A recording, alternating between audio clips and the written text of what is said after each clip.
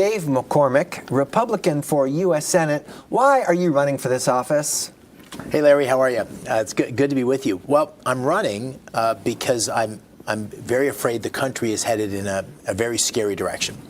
And I think that it's really important that we get leaders of character, leaders who are going to step up and change the direction of our country. I ran in 22 for the same reason, but I'm running in 2024 because I think that the challenges, whether it's economically in terms of the sky-high inflation, or whether it's the border, which is completely chaotic and challenging our national security, or whether it's crime, which is rampaging in our cities and coming to the suburbs, or whether it's energy, where the policies that are being put in place are really hurting Pennsylvania and transitioning us to a different kind of economy that's bad for Pennsylvania and bad for the country, in my opinion. So those are the reasons I'm running. But it's more than that. It's also spiritual. I think that you look at the fact that most of our young people don't believe America's exceptional.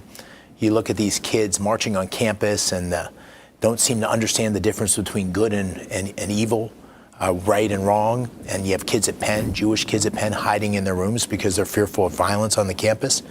And you say, boy, we're heading in the wrong direction. How could that happen? And then you watch those college presidents testify before Congress, and you say, that's how it happened. The lack of leadership, the lack of moral clarity. So I think it's a moment where the country's headed in the wrong direction. We've had this before in American history, where America's been headed in the wrong direction, and we pulled it back.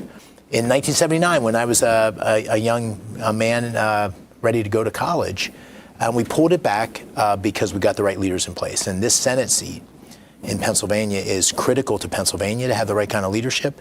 It's also critical for the country to have the right kind of leaders in the Senate. So that's why I'm running. How have conditions changed since your last campaign for the same office in 2022? Well, if anything, I think it's gotten worse. If you just take the border as an example, which is something that when I walk into rooms, I started the campaign October 1st, and I'd walk in a room, I said, what are your top 3 issues? And on October 1st, people would say economy. Economy's number one. Inflation's number one. They still very deeply worried about inflation, and I'll talk about that in a minute. But right now, border has gone to the top of the list. And now, as far as you're concerned, Dave, excuse me, try to isolate that into one issue that we ought to be concerned about. Well, there's many, but the single issue that is most affecting Pennsylvanians is fentanyl. I mean, this fentanyl crisis, which is a direct result of the open border, is an enormous challenge. We lost 4,000 Pennsylvanians last year from fentanyl. We lost almost 100,000 nationally. To put that in perspective, we lost about 50,000 killed in action in Vietnam in 8 years of war, 100,000 Americans. So this is out of control. I went to the border during my last campaign. I was with the Border Patrol. I literally stood on one side of the Rio Grande and looked up in the hedgerows. You could see the cartel guys sending people across. And what happens is those illegal migrants come across the border. They apply for asylum. They're released into the economy. In 48 hours, often at the direction of the cartels, they find their way to northeastern United States, and they come down Route 80 or Route 81 or 76. And this fentanyl goes into small towns or big towns, like where I grew up in Bloomsburg, Pennsylvania, and it's destroying our communities. I go into most rooms and I say, how many people here were affected by fentanyl? About half the room had their hands up in terms of a family member or someone in their friend group. This is a devastating thing. It's an enormous national security threat. There's many problems with the border, which I'm happy to talk about, but that is number one. Well, let's continue to focus on that just for a while, the flow of illegal drugs. So what kind of change would you recommend to our border policy that would address this very specific thing you described? Well, there's 2 things, obviously.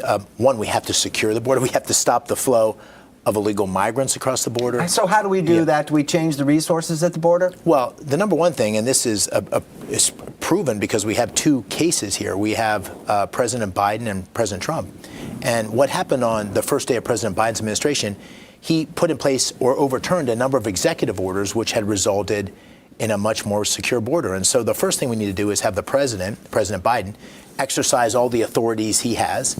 That includes building a wall of some sort that is a block. I went and saw where the wall had been and where the wall is not, and that wall is pretty formidable as a way of stopping the illegal flow. So that's the first thing. The second thing, which may seem radical, but I think necessary at this point, is I think as someone who's served in the military, we should use our military. in a very targeted way to take out the cartels. And we have the capacity to do this. We have the drone technology. We've, in 20 years of war against terrorism, we can be precision.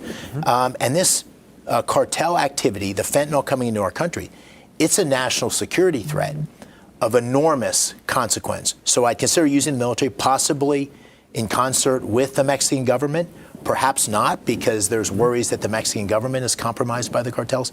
This is a big thing to say, but the size of this threat is so significant that I think our military should be considered. And if I was in the Senate, I'd be advocating for that kind of posture. And I can see that your military experience is definitely influencing your position on border policy here. So why don't we explore your military experience? Let's take a step back in your history. And I understand you went to West Point. Tell us about your experience there. I did get to West Point. There had been no one in my immediate family that had gone to, been in the military or gone to any of the academies. And it was worth saying how it started, because I played football and wrestled.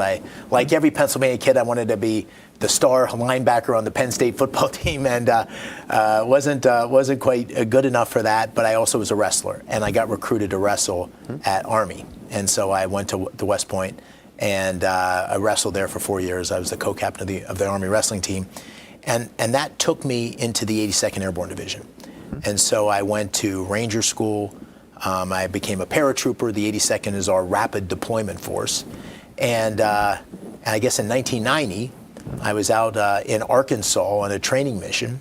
And it was the middle of the night, and I got a radio call. And the radio said, go to this grid. This gave a location. Right. And you had no idea what was in store there? Well, we knew that there was trouble in the Middle East, and we knew that there had been talk of Saddam Hussein invading Kuwait, and we were the rapid deployment force, so we were always on alert. But we didn't know exactly what was going on, and we took our equipment and our troops to a grid point. Airplanes started coming in and took us back to Fort Bragg, where I was stationed. And we got off the airplanes and cleaned our equipment and got ammunition and got back on the same airplanes. Couldn't talk to anybody, couldn't call home, and flew to Germany to refuel, and then Saudi Arabia. And my unit was the first unit to deploy along the Kuwait, Saudi Arabian border, because at the time, and this goes to energy policy, at the time we were enormously dependent on Saudi Arabia for its oil. And the fear was that Saddam Hussein, who had already invaded Kuwait, was going to go past Kuwait into Saudi Arabia and take over the oil fields. And the 82nd, and my unit in particular, was viewed as the speed bump, because we were a light infantry unit. We were paratroopers. We didn't have tanks. But if Saddam Hussein would have invaded Kuwait and come against American soldiers, that would have brought America directly into the war. And so that was my initial This foray. was the dawn of the first Gulf War. This was it. Yeah, and my unit was there within the first 3 days, and I spent the next 8 months mostly in the desert in Saudi Arabia at various positions. We moved around a bit, and then ultimately was part of the first wave of troops that went directly into Iraq on the invasion, and that was, as you know, a very successful and relatively quick war, because we had this unbelievably formidable set of military capabilities, a huge coalition, a big air campaign where we saw the first precision-guided missiles on CNN, and we went into Iraq, and within, 17, 18 days, something like that, ultimately there was an armistice and we withdrew.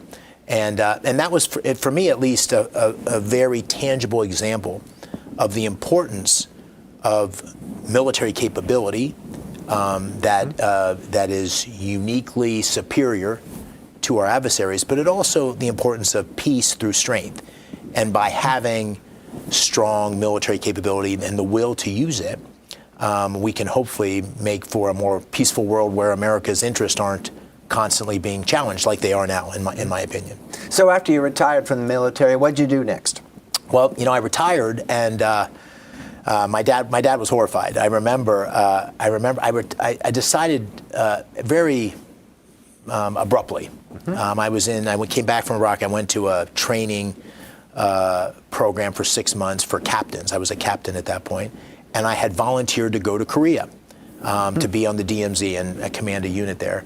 And And the more I thought about it, I was applying to grad school. West Point had asked me to come back to teach after my Korea assignment and go to graduate school. So I was applying to graduate school while I was stationed in Missouri, and I kept writing the essays, and none of the essays ended with, "And I want to be a career military officer." And it was a real moment of reflection. And so I had met my commitments. I abruptly resigned, and I put those letters in the mail. And the letters were for starting graduate school in September of 1992, rather. I'm losing decades here. Of 1992. Take your time. There's a lot of years to recall. 1992. And I was sending these in October of 1991. And so I had a year from the time I would start grad school until the time I applied. And my dad said to me, what a disaster, because if you wait just 15 more years, you can get your pension. I was like, Dad, 15 more years. And even it was only very recently he thinks I made the right decision. But I had a year almost. And at the time, there was TWA, was an airline, it no longer exists. Right. And they had a ticket. It was an around the world ticket. It was $5,000. I had I don't know, $15,000 saved because I was overseas for almost a year, and I got combat pay, so I had money in the bank. And I bought an around-the-world ticket. And the only rules of the ticket were you could take as many flights with them or their affiliates as long as you went in the same direction. So I don't know, it was probably over 20 flights over the next 9 months. And I went to the Middle East and Turkey and Syria and spent time in Israel and then went to Asia and spent time in Southeast Asia and China and Taiwan and really saw the world as a young man. And that set of experiences, I think, has helped me. Now, eventually you went into business, so tell us about that experience and how it might inform your positions today as a candidate for U.S. Senate. Well, when I finished graduate school, I came to Pittsburgh. So I was born outside of Pittsburgh. My whole family has been from Western Pennsylvania. So my dad's from Indiana County. My mom, I'm a seventh generation Pennsylvanian. My mom's from Punxsutawney, and they were both school teachers. And I was born in Washington, Pennsylvania, right outside of Pittsburgh. But my folks moved around a bit. And I grew up in Bloomsburg, which is, as you know, is near Scranton. And when I got done with graduate school, I applied for jobs and got a job in Pittsburgh. I had wanted to go to Pittsburgh. I had offers to go to different places. I wanted to go to Pittsburgh and had a real great family connection there. My dad had gone to Pitt. And I was a consultant with a consulting group there for a few years, and then joined. You consulted on what kind of matters, Dave? Tell us. Business with industrial manufacturing kinds of businesses. A firm called McKinsey. I worked with everything from automotive to manufacturing to a variety of companies, and kind of learned a lot over a 2+ year period. But there was a small startup that caught my attention. It had been started by a couple of McKinsey guys. It was called Free Markets, and I joined Free Markets, and that became a wild ride, an amazing experience. The CEO and the founders took it public in 1999. I ran part of the business and eventually became the CEO, and we grew it. And I don't remember exactly. It was probably 50 people when I joined, and we grew it to 1,000 people. And I was the CEO of that, and it was an incredible. It was a software business and a services business. And the amazing thing about it, we had about 1,000 employees worldwide, and about 600 of them in Pittsburgh. And the amazing thing about it was part of that Pittsburgh Renaissance, where you saw Pittsburgh really coming alive. We have a number of Carnegie Mellon and University of Pittsburgh graduates and graduates from local universities. We had our name on a sign, which was on the Pittsburgh skyline. And it was part of this amazing merger and partnership of old industry and new coming together, and Pittsburgh being a hot spot. And so it was an amazing decade for me in Pittsburgh. And I also had, I have 4 daughters, 2 stepdaughters, but I have 4 daughters, and 3 of them were born in Pittsburgh. So I lived in Squirrel Hill in Pittsburgh, and it was an amazing decade in an incredible city. Now, eventually you did some work for the federal government, as I understand it, in the capacity of a security advisor? Yes, I had I'd gone to graduate school, and I'd done PhD and written a doctoral dissertation about reforming the military. And so when Governor Bush was running for president, I was asked and helped a little bit on the campaign and wrote a couple speeches about national security and wrote parts of speeches, not the whole speech. And so when he won a second term, I had sold the company as the CEO and had negotiated a deal where those workers stayed in Pittsburgh, and we actually grew the footprint in Pittsburgh. And I took a job in Washington working in the federal government. I had a couple jobs. The most notable ones, I was the Deputy National Security Advisor in the White House for economic and national security affairs. So that included everything from sanctions on North Korea to related investment policy. And then I had a second job, which was the Undersecretary of Treasury during the financial crisis. So I was in the middle of that when we literally thought the world and America was going to go into its second Great Depression. And so I saw up close and personal some of the amazing leadership in times of crisis. I also saw some of the terrible mistakes that got us there. So it was a real lesson in crisis management. Let's turn our attention to another issue that's concerning Americans, and you hear about it almost every day. And of course, that's our current state of inflation. And try to tell me briefly, how did we get to the point that we're at right now? Well, it's important to put this in context because when you see President Biden saying Bidenomics is working, the reason he's saying that is because the economy is growing and unemployment is low and the stock market's up. But for most Pennsylvanians and most Americans, it's a much worse economy today than it was when President Biden came into office. And the consequence, when we talk about inflation, what that is, of course, is prices have gone up. And for most Pennsylvanians, and wages have gone up less for most Pennsylvanians, and 60% of Pennsylvanians live paycheck to paycheck. So if you live paycheck to paycheck and fuel, food, and rent went up by 18%, and your wages went up by 14%, you're in a squeeze, and you have less money than you used to have when you're living paycheck to paycheck. And that is why inflation is such a crisis. That's why inflation is such an issue for most Americans. And there's two root causes. The first root cause is enormous spending. And if you look over the last 20 years, Republicans and Democrats alike, government spending, have been guilty of too much spending. Too much spending. If you look at the charts, you can see the spending going up. What's happened under the Biden administration is this. There's a hockey stick, and spending has accelerated. And even if you go, this isn't a political point, if you go and talk to Larry Summers or Jason Furman, who are Democrat economists that work for President Obama and President Biden, they will say that the spending is the primary cause of the inflation. The second cause of the inflation is essentially the war on energy. And so this notion that we need to transition the economy, pause the development of natural gas, stop the Keystone Pipeline, mandate that the government moves to solar and EVs and other things, has driven up the price of fuel dramatically by 60, 70, 80% since Biden came into office. And that is also the second cause, because fuel prices go into everything. When you see that the price of meat went up, well, the price of meat at the grocery store is a consequence of a number of costs, including the cost of fuel to get the meat to the market. Those two are the primaries, and there's obvious ways to fix it or unraveling those two policies. So we have to stop the spending. We have to get spending back under control, and I'd be happy to talk about how to do that. And the second thing we need to do is develop and open up our energy sector. And if there's one thing I'd like to highlight in this interview, it's that the idea that you can't develop our natural energy resources and protect the environment is a false choice.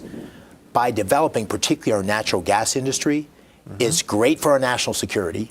It's absolutely great for our economy here in Pennsylvania, and I can talk more about that if you like, and it's great for our environment, because that natural gas is very clean, and when we export that around the world, it replaces coal-fired plants in India and China. Now, our time is limited, Dave, so I'm going to move us on to something else that Americans are thinking about, and that's about our country's relationship with China. How should we go about those relations right now? Well, listen, there was a bet made 20 years ago by Democrats and Republicans alike, and the idea was if the United States opened up its markets to China, and China opened up its markets to the United States, that'd be good for business in the United States because we'd sell into China. It'd be good for China.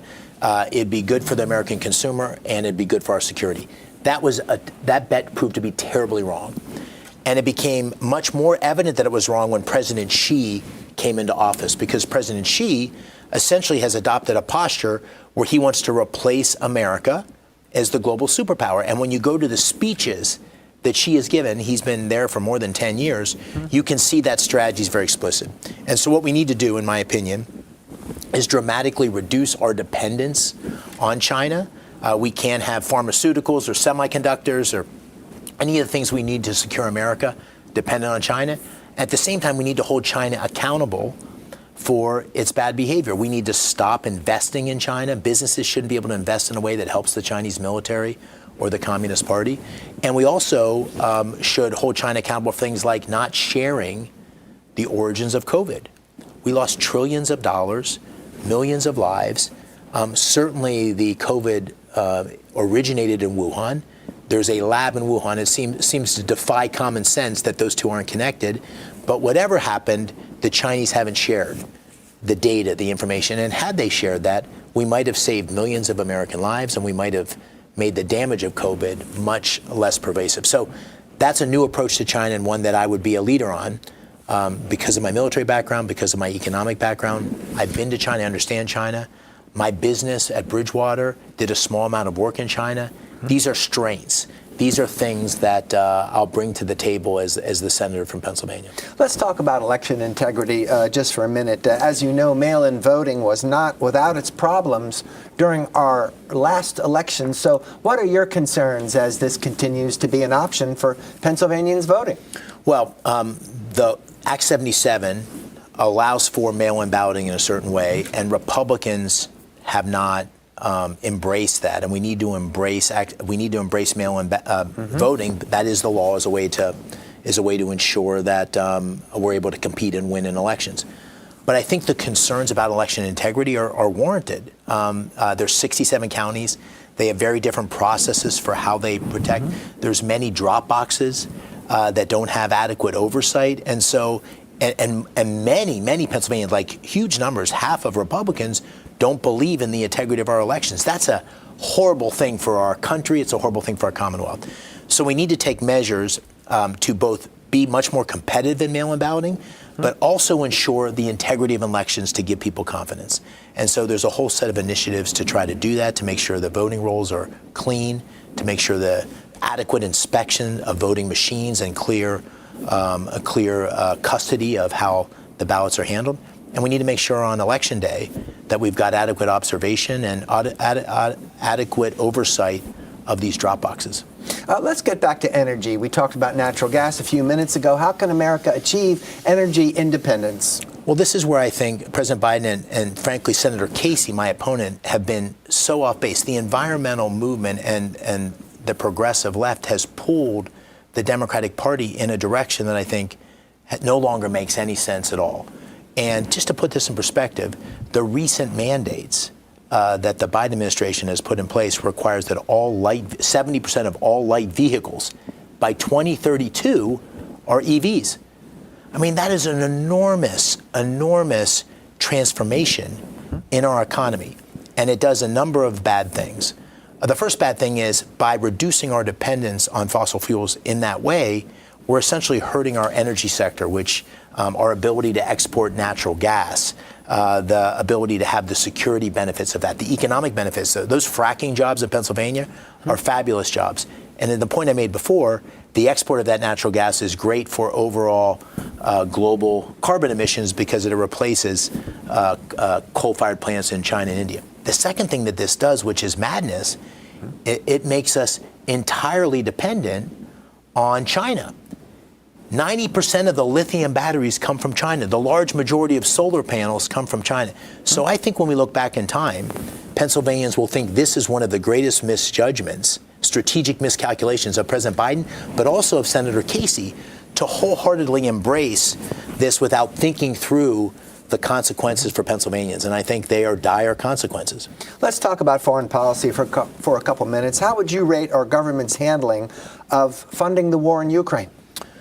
Well, unfortunately, I'm going to have to start with how we got there. And I think this is the direct result of the weak leadership of President Biden. And it started with Afghanistan, the withdrawal of Afghanistan, which was the signal and the inspiration for me to get into the race last time, and the weak signaling around Zelensky and Russia's invasion. So if you remember what happened at the time, President Biden said, we'll have to see how far Putin goes before we decide how to respond. Send the airplane for Zelensky so he can get out. Very slow support of Ukraine in the war. And so as a consequence of that, we now face a situation which is bad. So I'd give it a bad grade to your question. We're in a stalemate. I think it's very much in America's interest to have Putin not overtake Ukraine and have that victory. I think that's very chaotic for Europe, very chaotic for America's interest. I think it sends the wrong signal to China that we're not going to stand by our agreement with Ukraine from 1994. And at the same time, we're now in a stalemate where it's very hard to put U.S. dollars. I would support military aid to Ukraine, but it's been a mishandling of this and one that I think President Biden and Senator Casey own responsibility for. We have less than 2 minutes left in our program. Okay. Use that time and tell our viewers why they should vote for you. Well, listen, I think the answer is if you're satisfied with the status quo, if you think America's going in the right direction, you shouldn't vote for me because I'm not the status quo guy.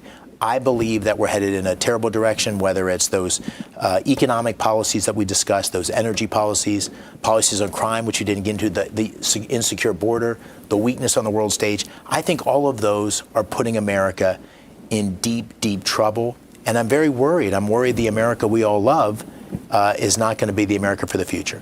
I'm running as someone who's been a leader in the military, a leader in business, a leader in the government, someone who doesn't owe anybody anything.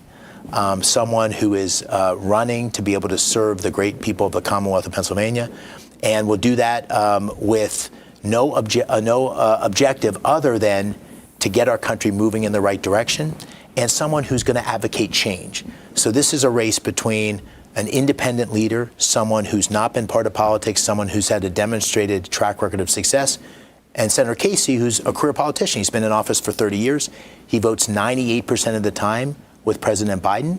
And so, as I said, if you like the direction of the country, you should not vote for me. If you want change and someone who's deeply committed, and by the way, I'll make one final point, not deeply committed to fighting for Republicans, deeply committed to fighting for Pennsylvanians with pragmatic solutions, with leadership for the future.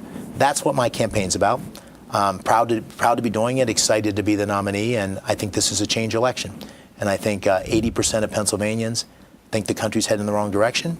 And I think this is an opportunity for them to express their desire for change. Dave McCormick, Republican for U.S. Senate, thank you for your time. Thank you.